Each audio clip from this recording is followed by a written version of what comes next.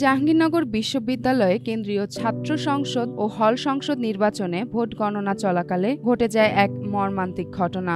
চারুকলা বিভাগের সহকারী অধ্যাপক জান্নাতুল ফেরদৌস পোলিং অফিসারের দায়িত্ব পালনকালে হঠাৎ অসুস্থ হয়ে মৃত্যুবরণ করেন। আজ শুক্রবার সকালে প্রীতিলতা হলে ভোট গণনার সময় তিনি সিনেট হলের দরজার সামনে পড়ে যান। পরে দ্রুততম সময়ে এনাম মেডিকেল কলেজে নেওয়া হলেও চিকিৎসকরা তাকে মৃত ঘোষণা করেন। বিষয়টি নিশ্চিত করেছে চারুকলা বিভাগের সভাপতি সহযোগী অধ্যাপক শামীম রেজা এবং বিশ্ববিদ্যালয়ের প্রক্টর অধ্যাপক AKM রাশিদুল আলম। তারা জানান, এ ঘটনায় বিশ্ববিদ্যালয়ে শোকাবহ পরিবেশ বিরাজ করছে।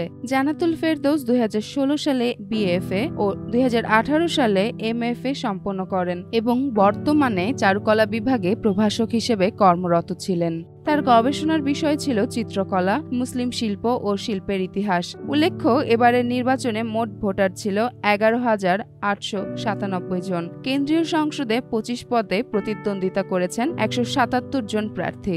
ছাত্রদল, বামপন্থী শিবির ও স্বতন্ত্র সহ মোট 8টি প্যানেল প্রতিদ্বন্দ্বিতায় অংশ নেয়।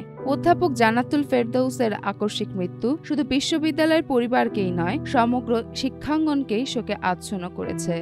চেমন ফারিয়া, জনকণ্ঠ।